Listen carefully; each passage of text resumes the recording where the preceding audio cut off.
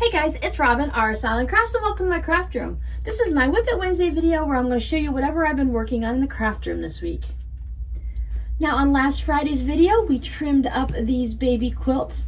I was so happy to hear that so many of you actually trim your quilts the same way I do. I thought I was being this really weird person and I just kind of did what I did, but I'm glad that it makes sense to just not just me, that you guys also do it also, so I'm not crazy.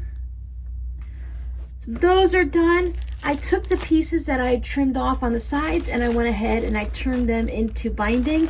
This is definitely, it can't be enough for these quilts. So I've got this extra yardage that was left over from when I did the backing. So I'm going to go ahead and figure out how much I need for each quilt and then get it cut up. And on this Friday's video, we'll go ahead and get the binding added to it. It's really great that I have two quilts that are done at the same time, because one of them can get hand sewn binding and the other one can get machine sewn binding. I was hanging out with my patrons recently on a live stream and I went ahead and took apart a few more stars. I kind of jibber jabbered more than I took apart stars, because I use a rotary cutter to take these apart, and you really should be paying attention to what your hands are doing and not that your mouth is just yammering on and on. So I got a few done, right? So that counts as something. I'd also did a video for my patrons on folded coasters here. So I made a couple of these where I used the 4 different fabrics. This pattern has been around forever and ever. I've always wanted to make them. It seems like I'm really on a craze for making coasters lately, but I had this fun fabric that I found when I was going through my scraps and stuff like that, when I found it in that drawer. So I thought this would be perfect for a fun little coaster. And I just love that there's like a secret fabric hidden inside there that you don't see. So a couple more to add to my coaster collection. There's a couple more blocks for my block of the month with Margaret Lewin. The block of the month is over and done. I've made all the blocks I need. I'm just making blocks to make it bigger. This one is kind of muddied and it's a little wonky. It's 6.5 inches square like it needs to be, but it's not centered in the center here. And I used 2 busy fabrics, so you kind of lose that design in there, but I'm not going to change it. It can go ahead and go in the quilt just like that.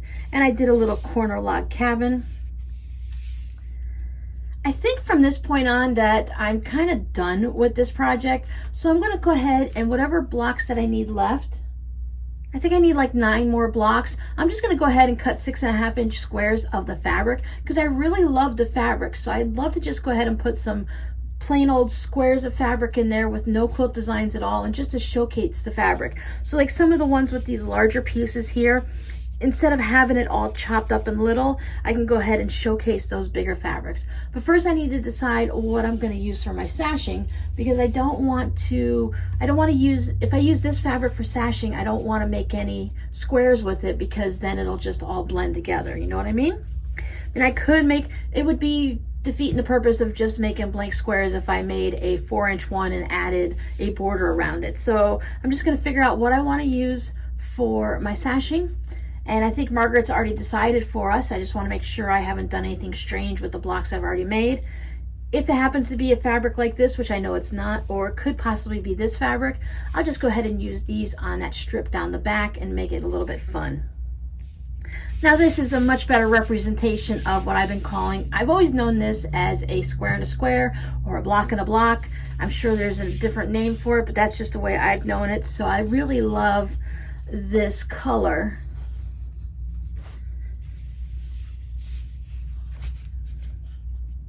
To going up against the black like that with the, I like the stark black and white going off with some solid color around it. So that was a fun one to make. And then we made an actual log cabin.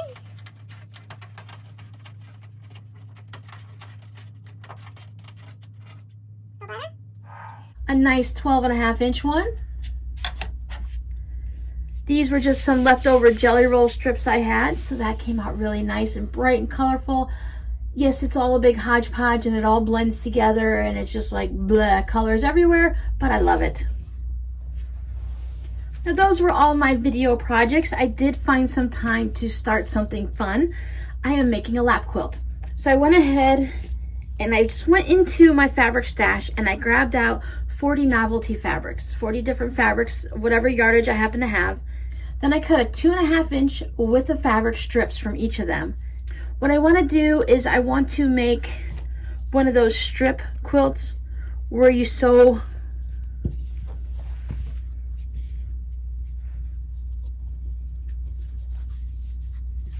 six of these together and you get a 12.5-inch block, and then you sew another one, but the next one you go ahead and you put it this way and then you alternate it and flip-flop it back and forth. So this is going to be a whole bunch of colorful, yummy goodness that I'm going to turn into a lap quilt, and I'm going to free motion quilt all around it so that it makes it a nice, crinkly, comfy quilt to take and put on the couch. After I'm all done with my video today, I'm going to go ahead and go through. Tried to put some lighter ones in with some darker ones just to keep a lot of a variety of colors and, you know, light and dark hues and stuff. Girl Scout, Dr. Seuss, some lighter yellows and such like that. I'm going to go ahead and see, I have, I believe, 60 of these pairs, so I want to make sure I have enough to make a good size lap quilt. If not, I'll either bring in a border. I kind of just want to have it all this novelty goodness, kind of like a crazy I Spy everywhere. And if I have to make some more blocks, I'll make some more blocks, and then just decide the measurements and all that, you know, all that math stuff we do with our quilting. And then I can turn it into a quilt. I think it's going to be really fun. This one, my determination, because it will happen, this will be completely finished in the month of June. This isn't one that I'm just going to make the top and walk away. I'm going to completely finish this all the way through, which will be a novelty for me, right? It's the way I used to do quilts. I used to make them one at a time and work it all the way through and get them all done. And when you're just making a lap size quilt, it doesn't really take that much. And this is a very simple pattern. I just love some of the nice little colors. I really like a lot of the different ones that have these blues like this that set it off. Kind of like I've been calling them like the Crayola colors, but they're basically like almost a primary color. Granted, it's a light blue. But I just love the way the red and the blue work off of each other.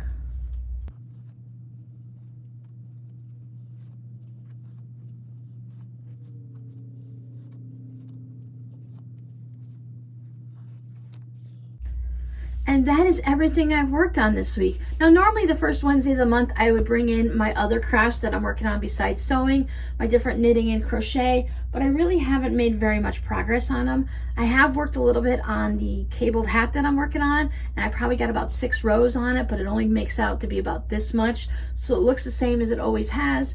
I haven't knit any dishcloths. I crocheted the shawl I was crocheting on. I think I made it and finished one little V that was already started. That's getting close to the end, so I keep wanting to pick that up, but by the time I'm done here in the craft room and in the shop and I get all my nightly routine stuff done, I'm just too tired to work on anything.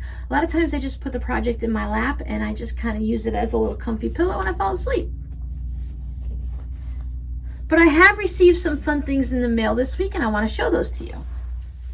I received some fun salvages, and it's really great because these are really long yardage ones of them. I mean, look how long this one is.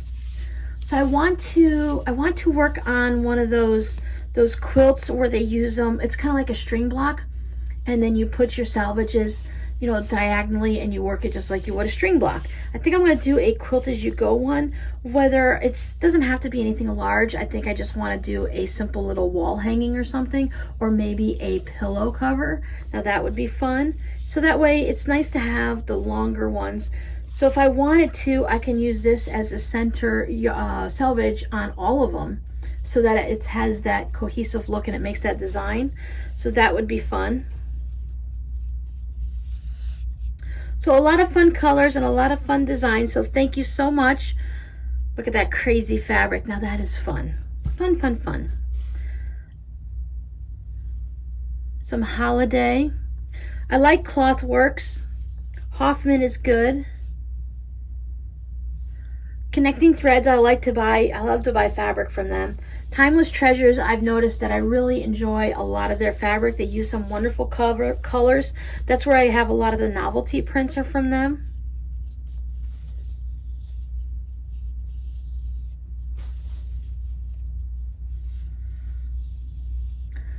some little Houston Astros. So if you know who is a Houston Astro fan, you'll know where this selvage came from.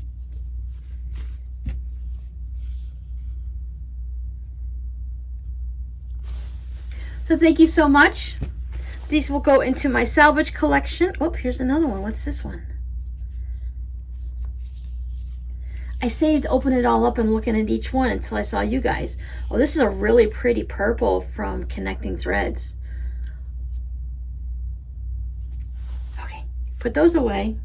And the other package I received, now remember, I don't have a P.O. box anymore. Everything has to come to my home address. If you would like to send me something or you want to swap fabric postcards with me or anything like that, so just go ahead and send me an email and I'll get you my home address. So I received a beautiful set of fun coasters to go with my coaster collection so I can have them all over the house. I love the way the designs worked out and everything. And she even used the quilting of that little feathery stitch that I love, the arrows and feathers that I call it, and I call it a different thing all the time. But those are just such lovely, fun colors. So I don't know why, but the way the colors are and the way the pattern is, this just reminds me of like a circus. Lots of fun designs and colors. I've been really enjoying any type of fabric that has the little dots and dashes and stuff like that on it. I'm gonna have to make a little box now I need a box to hold my fabric postcards and a box to hold my coasters. Because I have plenty of them from around the house, so now I can rotate them out. So if I want, I'm the type of person that would use a coaster for a week and then go into the bin and pull out another one so that I have something new to look at every week. And it's kind of just brightens my mood a little bit. And with the coasters came this. Now I thought this was a fabric postcard because I could, you just feel it on the back. So I'm looking at it and I'm like, oh, that's so sweet and everything. Look at that. All the fun colors and it's all quilted around. It's all nice and poofy. It's got the stitching all the way around it, which told me fabric postcard, right? No, it's actually a card. So she went ahead and made the top of the fabric postcard and adhered it to the front of a regular card. See, there's a little note in there. So I thought that was really great. And it still works as a fabric postcard because it's nice and thin and it's got that security of having a card back there. So for those of you that only want to make one or two of these to send out to friends, that's a great idea to grab an old Christmas card or something. Anything you find at a thrift store or on a deep clearance, or even just go into the Dollar Tree because their cards are 2 for $1.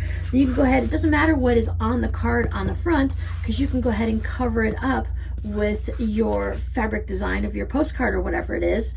And then you can just choose to write a note on the inside or not. Or you can leave it like this. You can seal this up so it stays closed. When you do your stitching around it, you can go ahead and stitch all the way around like this, and that will close it up and it'll make it a nice sturdy card like that so you can ship it through the mail.